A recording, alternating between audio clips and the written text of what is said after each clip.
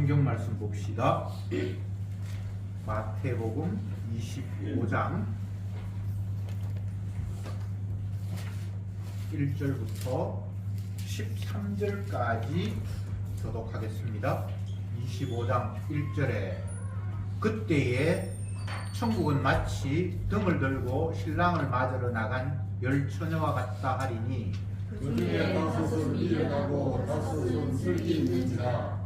미련한 자들은 등을 가지되 기름을 가지지 아니하고 슬기 있는 자들은 그릇에 기름을 담아 등과 함께 등을 잡더니 신랑이 들이옴으로 다 졸며 잘세 밤중에 소리가 나는데 신랑이 일어나 맞으러 나오라 하며 이에 그 처녀들이 다 일어나 등을 준비할세 미련한 자들이 슬기 있는 자들에게 이르되 우리 등불이 꽂아졌나니 너희 기름을 좀 나눠달라 하거늘 슬기 있는 자들이 대답하여 가로되 우리와 너희의 쓰기에 다 부족할까 하노니 차라리 파는 자들에게 가서 너희 쓸 것을 사라 하니 저희가 살아간 동안 신랑이 모이고 이비엘에 대한 자들은 함께 혼인잔치에 들어가고 문은 닫힌지라. 그 후에 남은 처녀들이 와서 가로되 주여 주여 우리에게 열어주소서 대답하여 가로되 진실로 너희에게 이르노니 내가 너희를 알지 못하노라 하였느니라. 그런즉 깨어있으라 너희는 그 날과 그 시를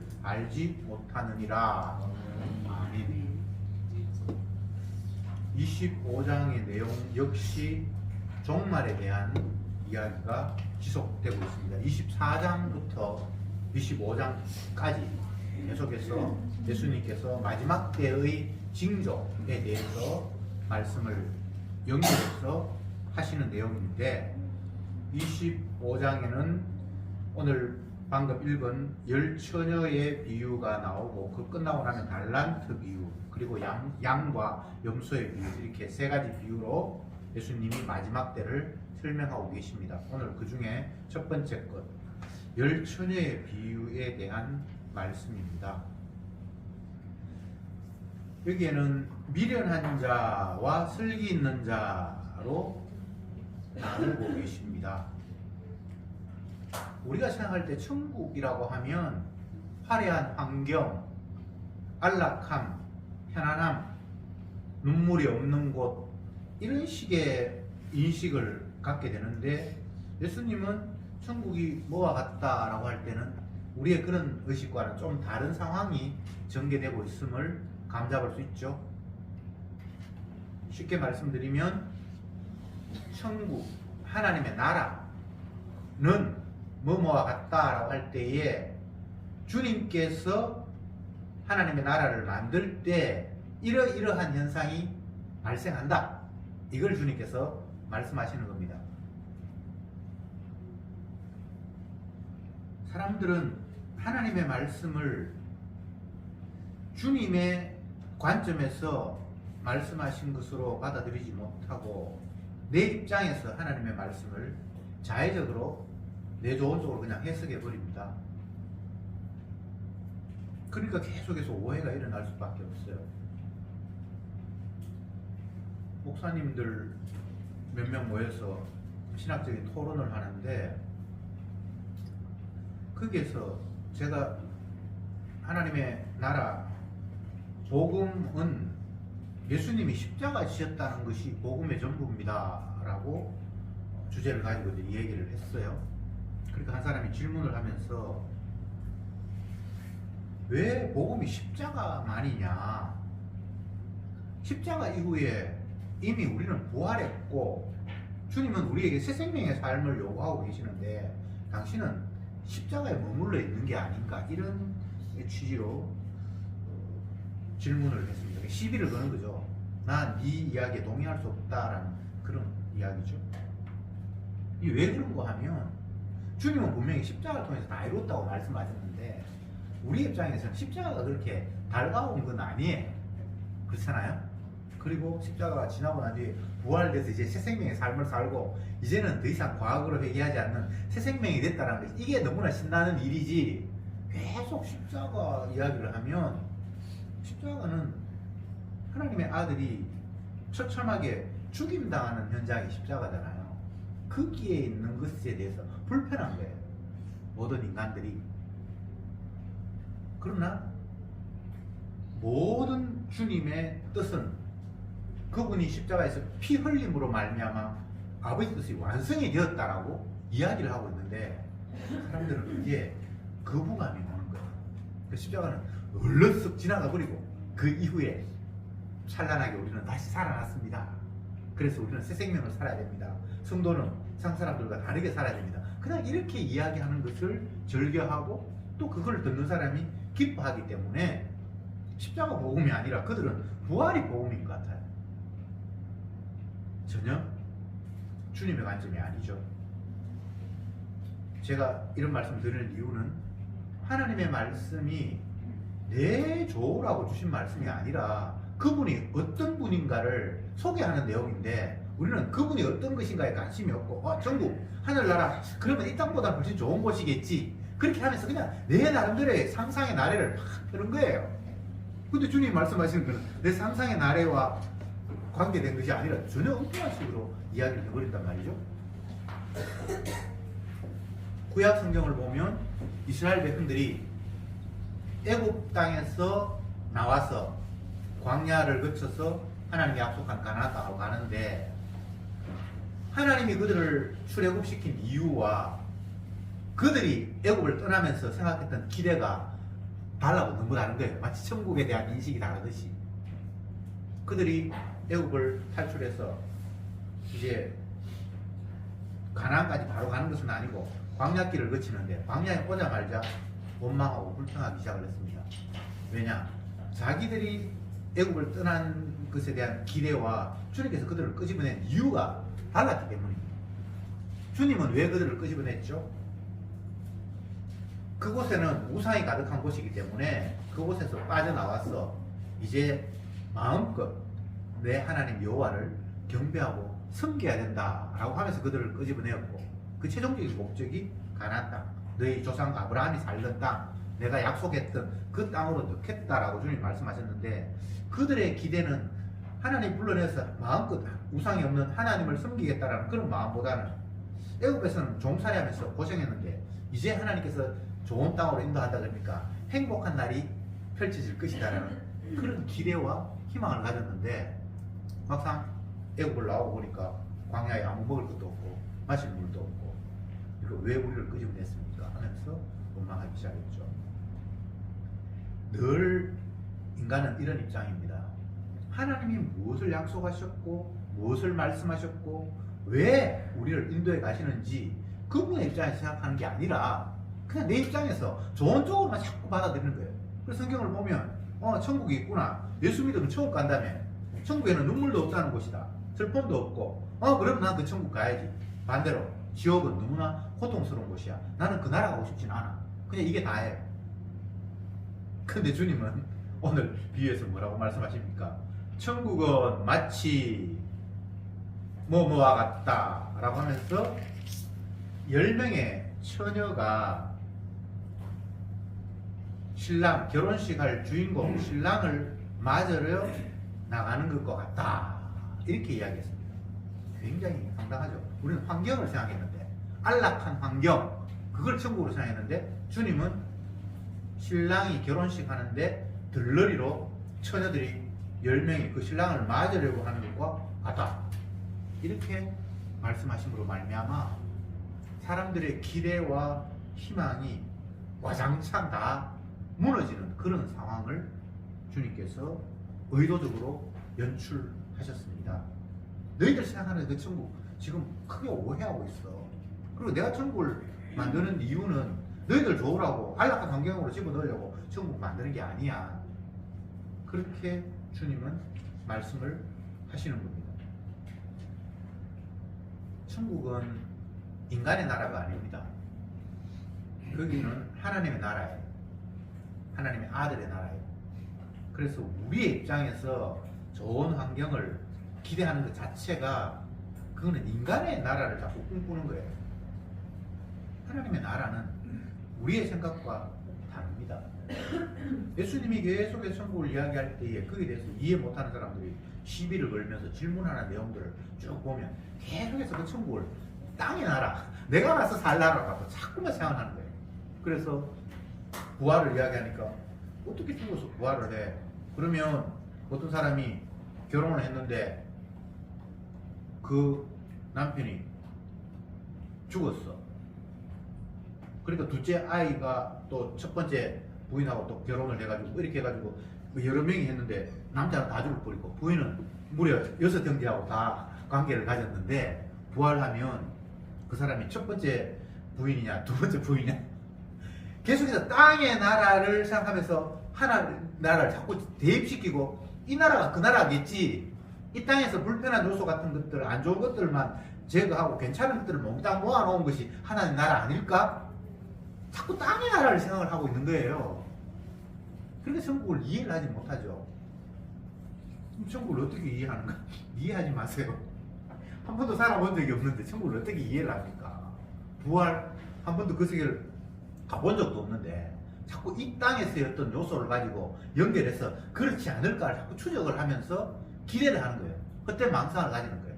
그러니까 주님이 천국은 이와 같으니라고 말씀할 때 그 너희들의 망상이 얼마나 헛된 것인가를 계속해서 깨우치는 쪽으로 말씀이 진행이 되는 겁니다. 자, 그러면 예수님이 천국을 신랑을 맞으러 나간 열 처녀와 같다라고 하시면서 펼치신 이야기를 우리가 살펴봅시다. 유대인들의 결혼 풍습이 해가 질 때부터 결혼식을 시작을 하는데 신랑이 이제 신부의 집에 가서 보통 결혼식을 한다고 합니다. 그러니까 신랑이 뭐 거리가 어디 정도에서 사는 거인지 모르겠지만 어쨌든 해지고 난 뒤에 도착을 하니까 여기 열처녀는 결혼할 대상자가 아니고 신부의 덜러리입니다. 예, 착각하면 안 됩니다. 신부의 덜러리들이 10명이 막 분주하게 친구 결혼할 남편 맞이하기 위해서 이쁘게 꾸미고 뭐 이렇게 하는 그런 상황인데 10명의 어쨌든 신부의 친구들이 친구 결혼식을 위해서 신랑을 맞이하기 위해서 밤에 오니까 뭐 등불을 들고 재밌는 장면이 벌어지겠지. 신랑은 얼마나 멋있을까. 나는 언제쯤 결혼할까. 뭔가 상상을 다 하면서 친구의 신랑이 오기를 기다리는데 10명이 기다리는데 여기서 보면 3절에 미련한 자들은 등을 가지되 기름은 가지지 아니하고 슬기 있는 자들은 그래서 기름을 담아 등과 함께 가졌더니 이렇게 이야기했습니다. 천국은 뭐뭐와 같으니라고 하면서 주님께서 말씀하신 것이 슬기 있는 자, 슬기 있는 자들, 그 다음 미련한 자들 이렇게 했죠. 천국은 이렇게 나누어진다. 이렇게 주님은 말씀하시는 거예요. 계속해서 천국 비유를 이야기하면서 나눈다고 이야기합니다. 오늘 25장에서 첫 번째 비유인데 두 번째 비유, 달란트 비유에도 이윤을 남긴 자와 남기지 못한 자를 나누고 마지막 양과 염소에 비해서 양은 오른편으로 염소는 왼편. 계속 천국을 이야기하면서 나누어진다라고 이야기를 합니다. 좋은 환경, 안락한 환경을 이야기하는 것이 아니라 때가 되면 알과 죽정이가 나누어져. 이게 하나님이 다스린 천국의 모습이야. 이렇게 말씀을 하십니다. 이렇게 되면 벌써 불편해져요. 아, 그러면 나누어지면 내가 어리석은 자가 되어서 저쪽 편에 서면 어떡할까? 양과 염소를 나누는데 내가 양의 편을 못 쓰고 염소의 편을 쓰면 어떡할까? 두 사람이 밭을 갈고 있는데 한 사람은 데려가면 나고 한 사람은 버려두면 나오는데 그럼 내가 버려둠에 있었으면 어떡할까? 이렇게 주님께서 천국을 이야기하는데 뭔가 나눈다고 이야기하니까 50%의 확률 내가 그 안 좋은 50%에 들어가면 어떡할까라는 불안감이 슬슬 이제 조성이 되기 시작하는 거예요. 그래서 사람들은 하나님의 말씀을 읽으면서 자기 마음대로 그냥 해석해버리는 거예요. 나 천국 갈 거야. 나는 천국 백성일 거야. 라고 일단 간주해놓고 그때부터 하나님 말씀을 읽기 시작을 하는 거예요. 근데 주님은 그렇게 말씀하시지 않았잖아요. 그러면 조금 더 봅시다. 미련한 자들은 등을 가지되 기름을 준비하지 않았고, 그 등, 요즘 우리로 이야기하면 이 등이 이스라엘 백성이 어떤 건지 모르지만 우리가 옛날 어릴 때 그럴 때 보면 호롱불 같은 거 아니면 이렇게 들고 다니는 거 있잖아요. 근데 그것은 그 자체에 기름이 있어서 어느 정도 타겠지만 양이 많지 않고 여러 시간을 가지지 못하잖아요. 그래서 약간 준비하는 또 기름통이 따로 이제 있는 모양입니다. 그런데 미련한 자는 그 불 켜는 등에 그 안에는 기름 있겠지만 그거 하나 달랑 들고 있는데, 사실 슬기 있는 자는 그 안에 그 기름도 들고 있고 또 예비로 기름만 만약에 요 불 타는데 기름이 다 떨어지면 집어 넣으려고 요 통도 따로 가지고 있다. 이렇게 미련한 자와 슬기로운 자를 나누었고, 5절에 신랑이 드디옴으로 다 졸며 잘세 이렇게 되어 있습니다. 신랑이 뭐 저녁에 해지자마자 바로 왔으면 그냥 요 등에 있는 기름으로도 충분히 신랑을 맞이했겠죠. 그런데 무슨 일이 있는지 뭐 오다가 뭐 사고가 생겼는지 몰라도 예상했던 것보다 훨씬 더 늦게 오니까 기다리다가 지쳐서 다 졸며 잤다고 기록하고 있습니다. 6절에 밤중에 소리가 나되 신랑이다 맞으러 나오라 하며 이에 그 처녀들이 다 일어나 등을 이제 보니까 8절에 미련한 자들은 이 슬기 있는 자들에게 이르되 우리 등불이 꺼져가니, 이제 아마 그게 있는 것이 거의 다 소진이 됐던가 보죠. 너희 기름을 좀 나누어 달라. 이 사람은 다른 사람들에게 여비로 통을 따로 가지고 있으니까. 그래서 9절에 슬기 있는 자들이 대답하여 가로되 우리와 너희의 쓰기에 다 부족할까 하노니 차라리 파는 자들에 가서 너희 쓸 것을 사라 하니, 10절에 저희가 살아갈 동안에 신랑이 오므로 예비하였던 자들은 함께 잔치에 들어가고 문은 닫힌지라. 그 후에 남은 처녀들이 와서 가로되 주여 우리에게 열어주소서. 대답하여 가로되 진실로 너희에게 이르노니 내가 너희를 알지 못하노라 하였더라. 13절에 그런즉 깨어있으라 너희는 그날과 그 시를 알지 못하느니라 이렇게 있죠. 졸며 잘세, 다 졸며 잤습니다. 근데 마지막 13절에는 깨어있으라. 이게 지금 무슨 말이에요? 졸며 자서 신랑을 맞이하지 못했습니까? 그럼 신랑을 맞이한 사람이 깨어 있었습니까? 지금 이게 서로 상충되는 이야기가 기록이 되어 있잖아요. 신랑이 언제 올지 모르기 때문에 잠안자고 버틴다는 건 그건 말이 안 되는 이야기고, 여기에서 깨어 있으라는 말은 잠자지 말라는 의미가 아닙니다. 네, 이걸 이제 조금 오늘 해석할 필요가 있겠습니다. 우리 입장에서는 이 천국을 주님께서 비유로 말씀하셨을 때 항상 내가 천국 가고 싶다, 좋은 쪽에 편을 쓰고 싶다라는 생각 때문에 이 본문을 보면 어떤 생각을 가지고 가는가 하면 미련한 자가 되면 안 되고 슬기 있는 자가 되어야 돼. 근데 보니까 미련한 자는 등만 달랑 들고 있고 슬기로운 자는 등과 함께 또 다른 기름통을 따로 준비했어. 그러니까 우리는 두 개 다 준비해야지. 또 이런 식으로 이 본문을 해석하면서 받아들인단 말이죠. 그러니까 그게 계속 내 천국 가겠다라는 의지지 주님이 어떤 분인가에 대해서는 관심이 없는 거예요. 주님은 이 세상을 심판하는 분이라는 겁니다. 그래서 자기 백성으로 삼으실 자와 아닌 자를 나누시는 분이 이 세상의 주인이라는 겁니다. 예수님이 그런 분이라는 거예요. 무조건 하나님의 아들이니까 사랑이 많아서 나의 부족함을 채워주시고 내가 잘못해도 씻어주시고 이렇게 좋은 분일 것이다. 그래서 만약 천국이 있다면 나를 넣어주겠지. 뭐 이런 사고방식 말고 주님은 냉정하게 구원할 자와 심판할 자를 나누시는 분이구나. 그래서 주님은 무서운 분이에요. 구약의 많은 표현에서 주 하나님을 경외하라, 두려운 마음으로 섬겨라 이렇게 되죠. 경외. 그냥 좋은 하나님이기 때문에 그 앞에 가서 푹 안기고 아양 떨고 이런 하나님이 아니에요. 왜 하나님이 두렵죠? 심판하시니까. 구원하시기도 하지만 심판하시니까. 그래서 구약의 모든 백성들을 하나님을 섬기라고 말하면서 두려운 마음으로 섬기라 그렇게 말씀하셨어요. 표면적으로 모세나 또 뭐 이런 사람들이 하나님을 만난다라는 그런 장면이 나타나는데 두려워하고 떨었어요. 이사야가 성전에서 여호와 하나님의 영광을 봤는데 두려워서 떨고. 하나님은 두려운 분이에요. 그런데 지금 제자들은 자기 앞에 서 계시는 예수님, 하나님이잖아요. 그분을 그런 식으로 생각하지 않아요.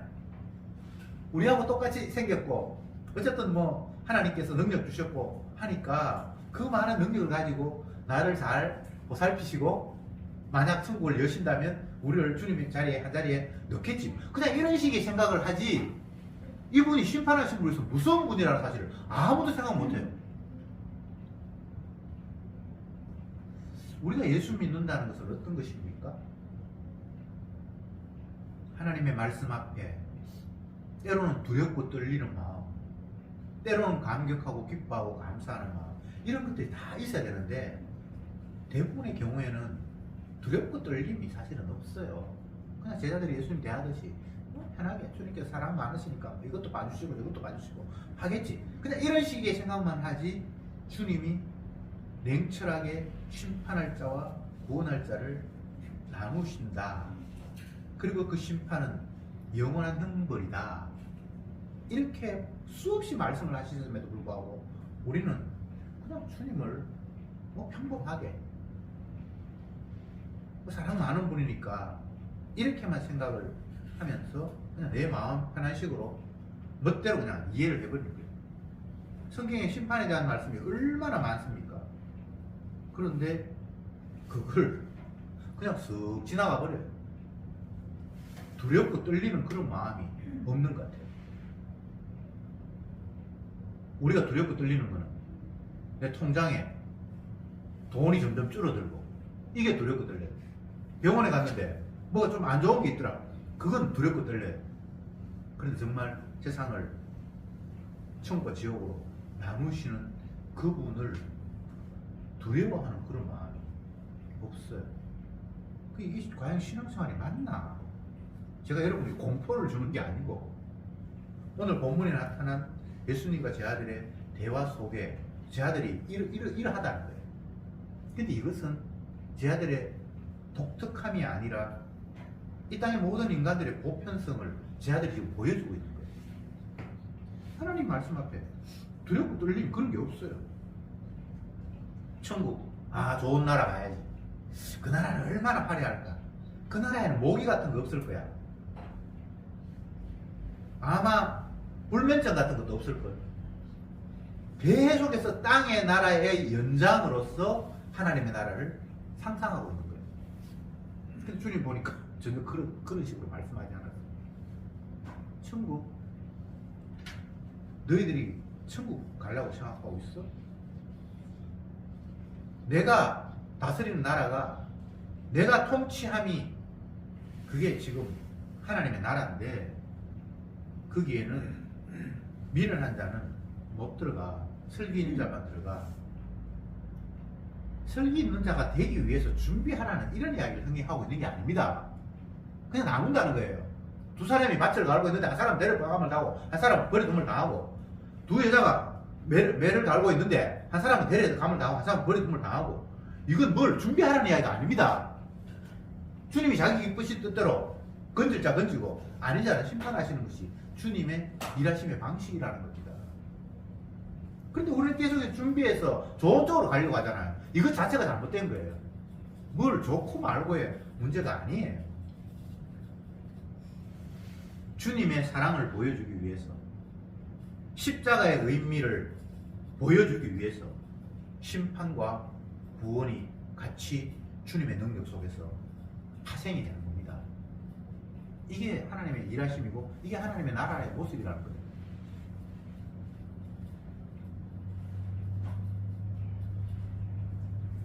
이런 성경 구절이 있습니다. 야고보서 4장 13절에 우리가 아무 도시에 가서 1년 동안 유하면서 열심히 일해서 장사에 많은 이득을 보리라 하는 자들아, 내 일을 너희가 알지 못하나니 너희 생명은 잠깐 보이다 없으리라 안개다. 사람들은 자기 나름대로의 계획이 있습니다. 아, 저쪽에 가면, 저 도시에 가면 지금 요즘 뭐가 한창 뜬데 내가 거기 가서 이거 해가지고 열심히 돈을 벌어야지. 한 1년 동안 벌어서 나머지 노후를 좀 편안하게 살았으면 좋겠다. 뭐 이런 식으로 생각하면서 뭔가를 한다는 거예요. 근데 주님께서 하시는 말씀이 너희가 내일 일을 알지 못한다. 너희 생명은 잠깐 있다가 언제 사라져 버릴지 모르는 생명이야. 이거 완전 찬물 끼얹는 이야기잖아요. 우리는 주님이 언제 도적같이 닥쳐서 아울과 죽정이를 나누고 두 사람이 똑같이 일을 하고 한 사람 데려가면 나가고 한 사람 버리면 나가고 이런 상황이 닥치는 것이 하나님의 일하심의 모습, 이게 천국의 모습이라고 하는데 우리는 그런 일이 닥칠 것에 대한 생각은 전혀 없고 그냥 이 땅에서 저쪽에 가면 조금 살기가 낫나? 그럼 저쪽에 가볼까? 그냥 살아간다는 거예요. 그러니까 그런 삶은 깨어있는 삶이 아니죠. 열심히 일을 하는데 그 깨어있는 삶이 아니에요. 깨어있으라는 말, 그런 의미예요.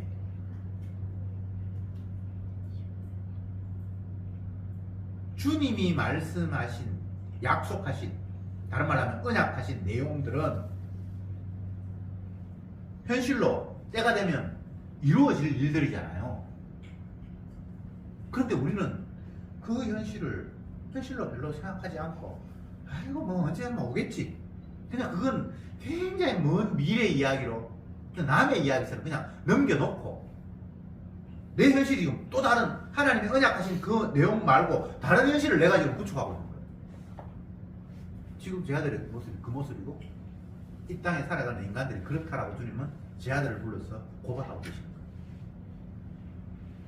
무엇이 현실이죠?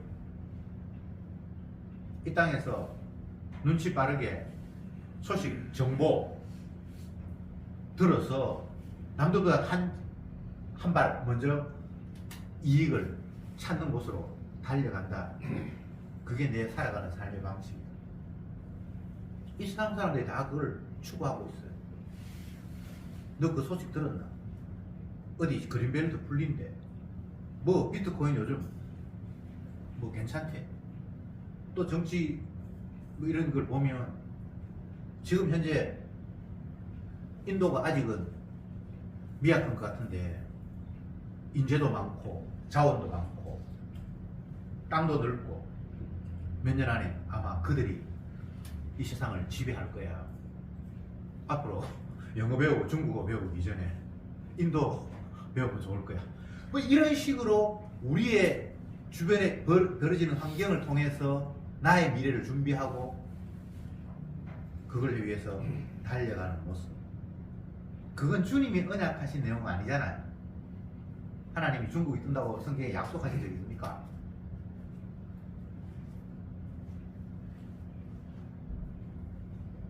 어떤 분이 뭐 재테크도 좋고 무슨 테크도 좋은데 근육을 나이 들어서는 저장해놔야 돼. 그런 이야기를 아주 장하게 하는 걸 제가 들었어요. 물론 뭐 나이 들어서 근육이 있어서 안 아프고 나이 들었는데도 1000m, 뭐 1500m 산에 가뿐하게 몇 시간 만에 올라가고 그 다음날 또 마라톤 10km 뛰고 그런 사람 보면 그렇지 못한 사람들 부럽긴 부러워요. 그 사람 어떻게 몸을 관리했길래 저 나이 되도록 저렇게 튼튼하냐. 그게 현실인 것 같은데 그런 것들이 주님이 약속하신 내용하고는 상관이 없는 거잖아요. 맞죠? 주님이 우리에게 말씀하시고 싶은 것은 너희들의 눈에 보이면서 감지하고 느끼는 사람들이 서로 이것이 이렇다 저렇다 옳다 귀하다라고 하는 그런 것들 말고 내가 중요하고 귀하다고 생각하는 그런 것에 관심 가져야 되지 않겠니? 라고 지금 말씀을 하고 계시는 거예요. 무엇이 중요한지 아냐? 네가 지금 네 건강이 중요하고 네 재물이 중요하고 네 가족이 지금 중요하냐? 주님께서는 다른 이야기를 지금 하고 계시는 거예요.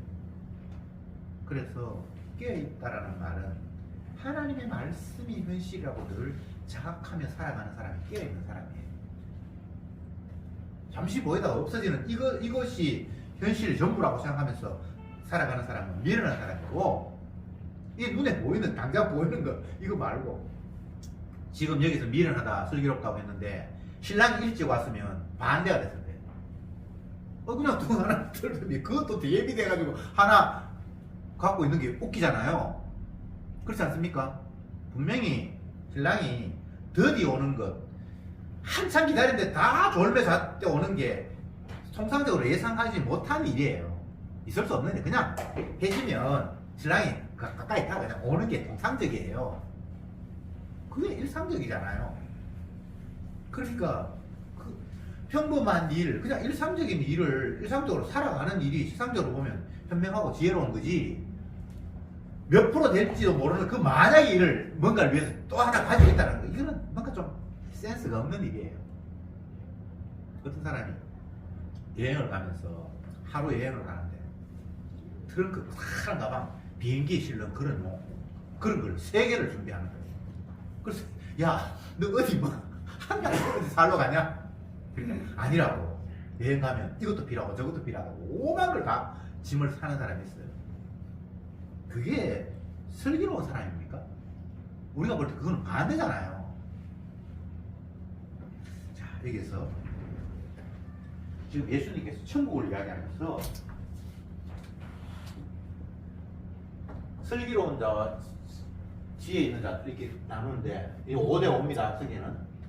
이 슬기 있는 자는 덤을 들고 뿐만 아니라 예비로 기름통을 따로 가지고 있다. 미련한 자는 덤만 가지고 있다. 근데 요게 신랑이 더디 오지 않으면 반대입니다. 그런데 의도적으로 늦게 와요. 모든 사람이 다 잘 때 와요. 그러니까 한 사람은 이 기름 통까지 준비한 사람은 슬기롭고 이 사람은 미련하다고 이렇게 규정이 돼버리잖아요. 그러면 또 우리가 이 상황에서 그래, 만약을 대비해서 이것도 준비하고 저것도 준비해야지, 그런 이야기를 지금 하는 게 아니라니까요. 준비 못해요. 준비해도 주님은 그 준비를 싹 피해서 오실 거예요.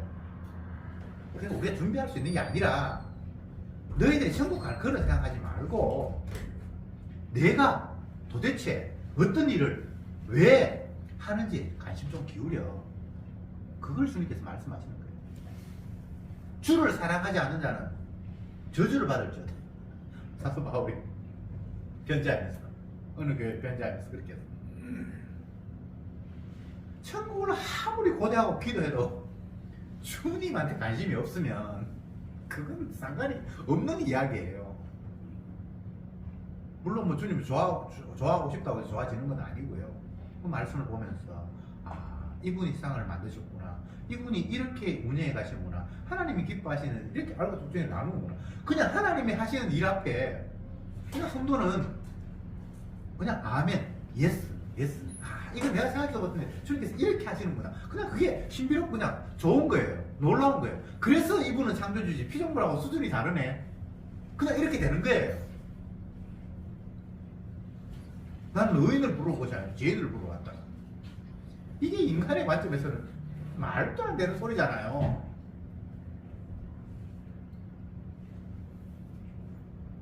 그런데 따지고 보니까 이 땅에는 의인이 아무도 없고, 주님 말씀을 비춰보니까 아무도 의인이 없고, 의인을 부르러 왔다 그러면 모두가 다 버림받는데 죄인을 부르러 왔다 그러니까 이 말씀이 얼마나 감격으로 다가오는지. 그냥 하나님 말씀이 하나하나 이 땅에서의 인간적인 관점 말고 주님이 언약하시고 약속하신 내용의 관점 보니까 그게 너무나 당연하고 기쁘고 감사한 거예요. 성도에게는 그게 너무나 논리적이고 맞아요. 땅의 논리로 하나님의 말씀을 평가하면 말도 안 되는 소리고, 근데 주님이 말씀하신 언약의 논리로 하나님 말씀을 보니까 너무나 이게 신비롭고 다 맞는 거예요. 그래서 주님의 말씀이 우리 손보다 더 다르고, 이게 또 몰라는 일이 이렇게 주님께서 약속하셨네. 이거 정말 내 생각과 다르고 내 길과 다르고 내 생각하는, 내 의도하는 거는 정말 다르네. 너무나 놀라운 주님의 오명하심이네. 그냥 이렇게 깨달아지는 거예요. 준비를 한다고요? 내가 준비해서 될 것 같으면 주님이 이 땅에서 피 흘리실 이유가 없었죠. 우리가 할 수 없었기 때문에. 사람으로서는 할 수 없어대. 하나님이 하신다. 그것 때문에 그분은 십자가에서 피 흘려 죽으셨습니다. 그래서 십자가를 복음이라 하는 거예요.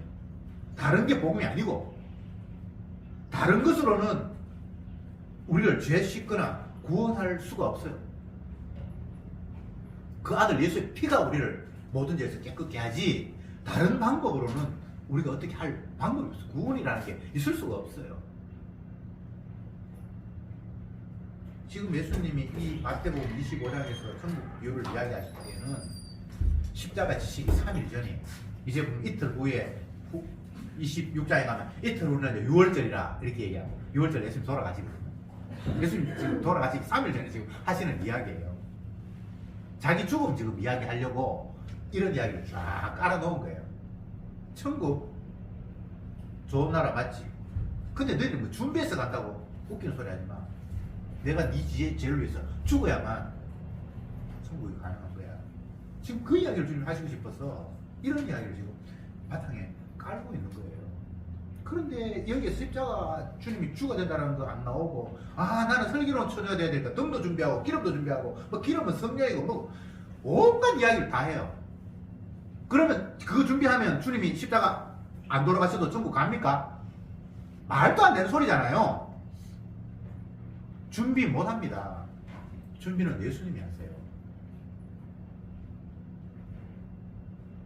결과적으로 주님께서 자기 피로 씻은 자를 너는 슬기 있다고 말씀하시고, 그 피로 씻지 못한 자는 미련하다고 말씀하실 뿐이에요. 나중에 거꾸로 보면 양과 염소도 마찬가지로 오른편 왼편 서는데, 결과적으로 주님께서 너는 내가 굶주릴 때 먹을 것을 주었고 옥에 갇힐 때 돌아보았다 그렇게. 근데 정작 본인은 그렇게 한 적이 없는데 주님은 억지로 네가 옛날에 그 소자에게 한 거잖아, 그거 내한테 한 거야, 이런 식으로 이야기를 해버리는 거예요. 내가 주님 영접하려고 한 거 없어요. 그냥 나도 모르게 어떤 상황이 돼서 어떤 일을 했는데 주님이 그걸 자기한테 했다라고 이렇게 주님이 인정하시는 거예요. 그러니까 억지로 그냥 주님 받아준다는 말입니다. 쉽게 이야기하면 그분이 다 하시는 거예요. 내가 어떻게 소자를 알아보고 소자를 영접하면 주님을 영접한다 그러니까 영접해야지 이렇게 해서 영접할 사람 없거든요.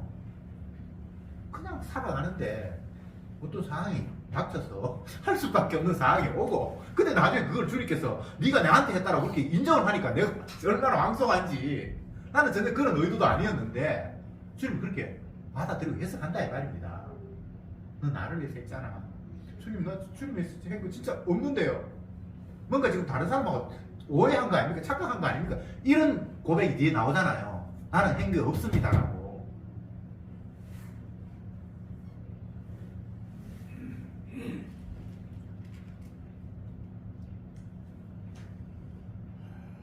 주님의 눈뜨게 하심, 듣게 하심, 깨닫게 하심, 성령이 아니면 이건 해결할 수 없는 문제입니다.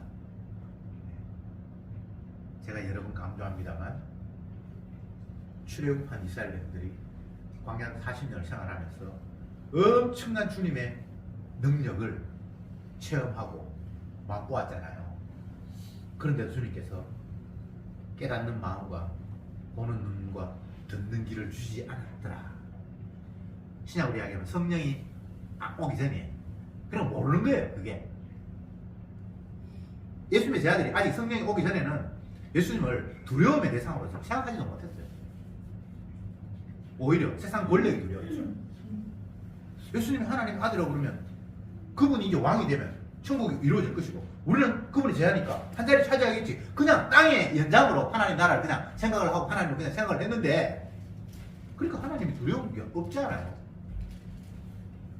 그랬는데 정작 자기들의 예상과 달리 그 하나님이 종교 권력자 대제사장에게 의해서 끌려가서 뭐 다른 나라 총독에 의해서 사형 집행받고 하니까 그냥 다 도망가 버리잖아.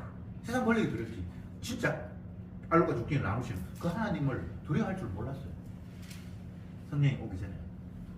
능력은 경험했는데 무리를 걷고 머리뚝 다스리고 5,000명 먹이는 거 보고 자기들 능력 받아서 어떤 사람에 있어 안수하니까 낫기도 하고 뭐 엄청난 일들을 많이 했는데 이스라엘 백성들이 광야 40년 동안 엄청난 경험을 했듯이 많이 했는데 깨닫는 눈, 깨닫는 마음, 보는 눈, 듣는 귀를 주님께서 허락하지 않아서 신약으로 이야기하면 성령께서 아직 임하지 않아서 그들은 자기 수준으로 그 하나님의 일을 그냥 땅의 일로 그냥 해버리고 말았다.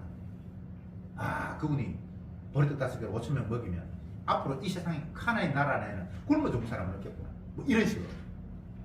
그리고 병든 자를 낫게 하시니까 앞으로 병든 자는 이제 있을 수 없겠구나.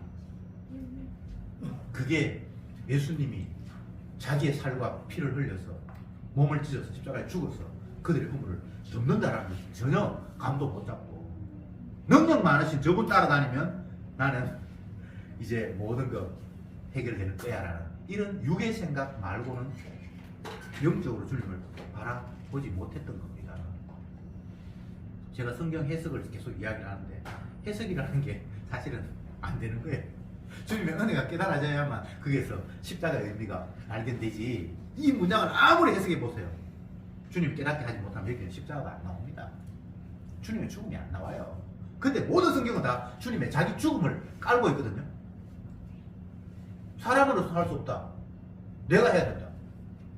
그 말을 십자가 아니면 얼마든지 해석할 수 있어요. 엉뚱하게.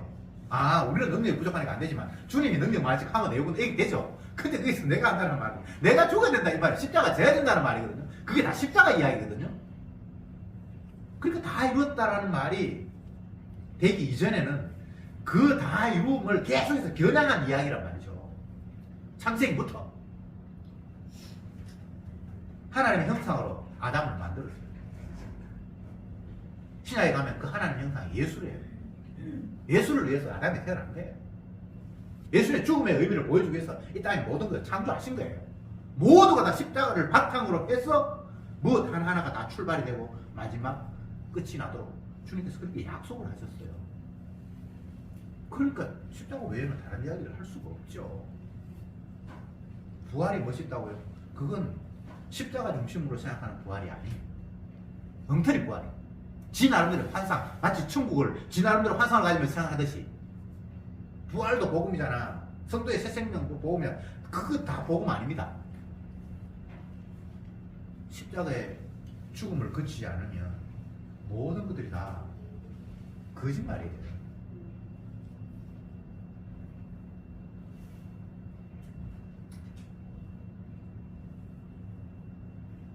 주님은 쉽게 심판하시고 쉽게 구원하시고 그렇게 하는 분이 아니에요.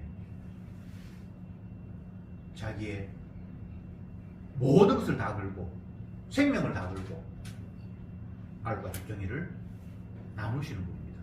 그래서 성도는 내 현실 말고 내가 착각한 현실 말고 주님이 말씀하시는 그 십자가 현실을 날마다 깨달으면서 그것만이 유일한 약속이라는 것을 감지하면서 살아갈 때에 그를 주님이 기뻐 받으시며 그를 통해서 영광을 받으실 겁니다.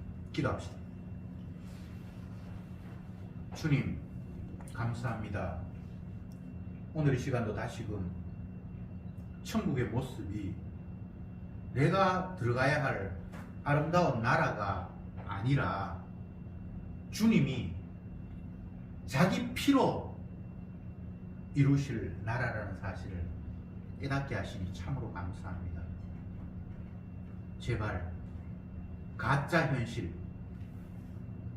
잠시 있다 사라져버릴 것들에 대해서 미련 두는 자가 아니라 영원히 변치 않는 주님의 약속의 말씀, 그것이 우리의 참 현실이라는 사실을 늘 깨달으면서 주님의 말씀에 매달려 살아가는 저들이 되게 하옵소서. 예수님의 이름으로 기도드리옵나이다. 아멘.